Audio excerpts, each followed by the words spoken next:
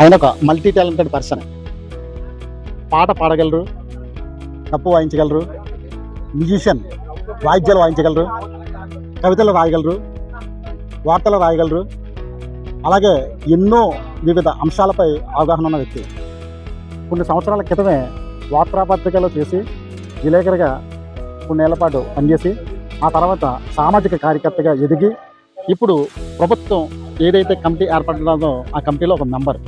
ఆయన కృషి, ఆయన పట్టుదల గణలేనిది. ఆయన మాటల్లోనే తెలుసుకుందాం. ఆయనే డాక్టర్ బొడ్డపాటి దాస్ గారు. దాస్ గారు మన దగ్గర ఉన్నారు. సార్ నమస్తే సార్. మీరు పత్రికా విలేకరిగా ఎప్పుడు చేశారు సార్? ఏ పత్రికలో చేశారు? నేను ఉదయం పేపర్లో దాసి నారాయణరావు గారు ఆధ్వర్యంలో వేసినటువంటి ఉదయం పేపర్లో పనిచేశానండి. ఓకే. నేను సంవత్సరంన్నర పనిచేశాను. ఎన్టీఆర్ ప్రస్తుతం ఉన్నటువంటి ఎన్టీఆర్ జిల్లా మైలవరానికి పనిచేయడం జరిగిందండి.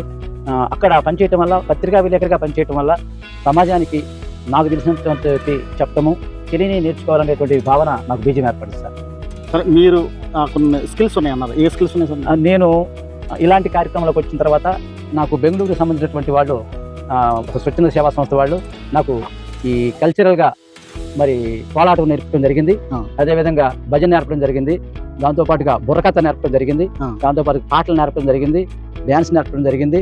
స్విమ్మింగ్ నేర్చుకున్నాను. అదేవిధంగా కర్రసాము నేర్చుకున్నాను. డప్పు కొట్టగలను, కజ్జరి కొట్టగలను. ఇవన్నీ కూడా మనకి భారతీయ సంస్కృతి కళలు ఇవి.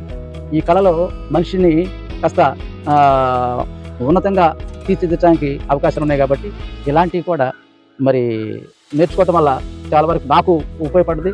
సమాజంలో కూడా మంచి చైతన్యం. సహజంగా వాయిద్యం వాయిస్తేనే దాన్ని కమర్షియల్గా మార్చి డబ్బులు సంపాదించుకునే రోజులు ఇవి.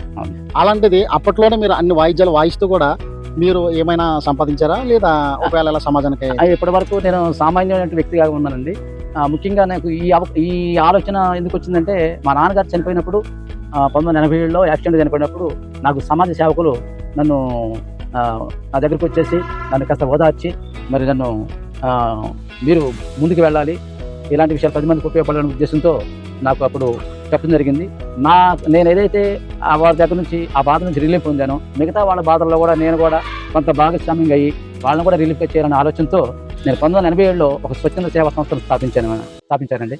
అదే రకంగా మీరు ఫిల్మ్ ఇండస్ట్రీకి అడ్వైజర్గా, ఆ కోర్టుల్లో ఒక అడ్వైజర్గా, తర్వాత వివిధ సలహాదారులుగా ఉన్నారు. మీరు దేనికి సలహాదారులు ఉన్నారు? నేను మాకు విజయవాడ దగ్గర ఉన్నటువంటి మైలవరం జూనియర్ సివిల్ కోర్టులో అక్కడ ఉన్నటువంటి మరి లోక్ అదాలత్ కార్యక్రమాలప్పుడు నన్ను బెంచ్ మెంబర్గా తీసుకోవడం జరిగిందండి.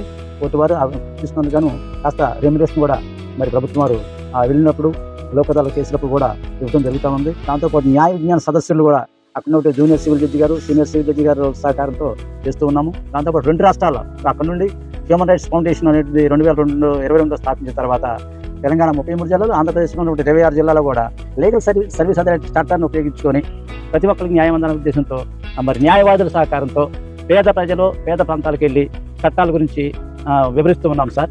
మీరు దగ్గరగా ఎన్ని సదస్సులు అటెండ్ అయ్యి ఉంటారండి? మేము చాలా దగ్గరగా నేను నేర్చుకున్నటువంటి సుమారుగా ఒక 4000 ట్రైనింగ్లు అయి ఉంటానండి. ఈ 4000 ట్రైనింగ్లో మరి ప్రభుత్వం వారు కొన్ని నన్ను ట్రైనింగ్ తీసుకెళ్ళడం జరిగింది.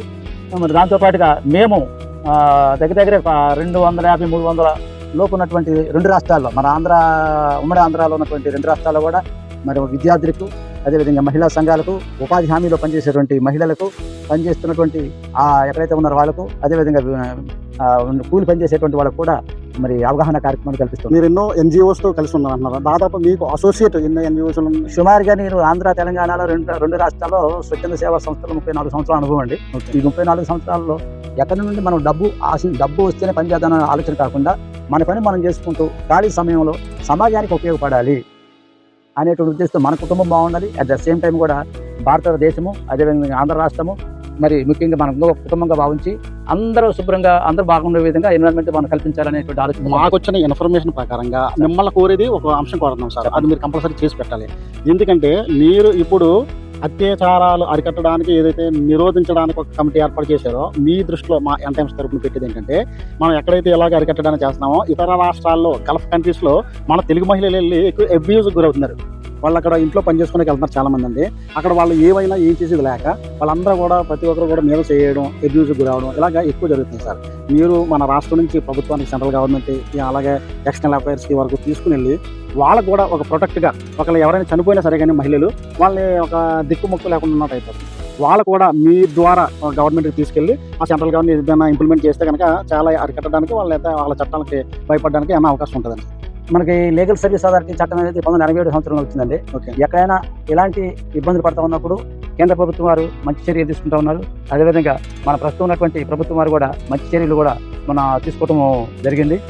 మనము తప్పనిసరిగా ఈ విషయాల్ని ప్రభుత్వం దృష్టికి తీసుకెళ్ళి ఎవరైతే బాధితులు ఉన్నారో ఆ బాధితుల పక్షాన మరి మాట్లాడటానికి మా హ్యూమన్ రైట్స్ ఫౌండేషన్ తరఫున, అదేవిధంగా అగైనెస్ట్ సెక్షువల్ హెరాస్మెంట్ కమిటీ తరఫున కూడా మా వంతు ప్రయత్నం మేము చేస్తామని మీకు తెలియజేస్తున్నాం. సార్ లాస్ట్ ఫైనల్గా ఒకే ఒక క్వశ్చన్. ఇప్పుడు అంతా కూడా మన రాష్ట్రం అట్టుడుగుతున్నది, అందరూ కూడా చర్చించుకున్నది జానీ మాస్టర్ మీద వచ్చిన కేసు. అదే రకంగా ఆయన అరెస్ట్ అయ్యాడు, రిమాండ్లో కూడా పంపించారు. అయితే నేళ్ల క్రితమే జరిగింది కదా అత్యాచారం. ఇన్ని సంవత్సరాల పాటు వెయిట్ చేసింది. డబ్బులు డిమాండ్ చేయనా కానీ ఒక వర్గం చెప్తున్నారు. ఒక వర్గం ఏంటంటే కాంట్రవర్సీస్ నడుస్తున్నాయి. మేబీ అంటే మీకు ఎలా సలహా ఇవ్వగలుగుతారు? అంటే ఒక లేడీస్ కానీ, కొరియోగ్రాఫర్ కానీ, సీనియర్ ఫీల్డ్లో కానీ, ఇలాగ కాస్టింగ్ కౌచ్కి కానీ ఇలాగ ఎదురవుతూ ఉన్నది. వాళ్ళకి కానీ, లేదా అమ్మాయిలకు కానీ, లేదా అబ్బాయిలకు కానీ ఒకే రూమ్లో ఉండి లేదా ఒకే వెహికల్లో ప్రయత్నం చేసి ఇలా చాలా ఉంటుంది సినీ ఫీల్డ్లో. వాళ్ళకి మీరు ఇచ్చే కొద్దిగా సలహా ఏంటి సార్, అడ్వైజింగ్ ఏంటి? ప్రతి వ్యక్తి కూడా భారత రాజ్యాంగం మనకు కల్పించినటువంటి హక్కు ఎక్కడికైనా వెళ్ళి మనం పని చేసుకునే హక్కు ఆడపిల్లలకు కల్పించింది. మనుషులకు మన ఆడపిల్లల మగవాళ్ళకి అందరూ కల్పించింది. ఎవరు పని వాళ్ళు చేసుకుంటూ మిగతా వాళ్ళని ఇబ్బంది పెట్టకూడదు. రెండోది మీరు అడిగినటువంటి దానికి జానీ మాస్టర్ గారు అనేటువంటి దానికి ప్రభుత్వం ఆల్రెడీ చర్యలు తీసుకొని ప్రస్తుతానికి వారికి చేస్తూ ఉన్నారు.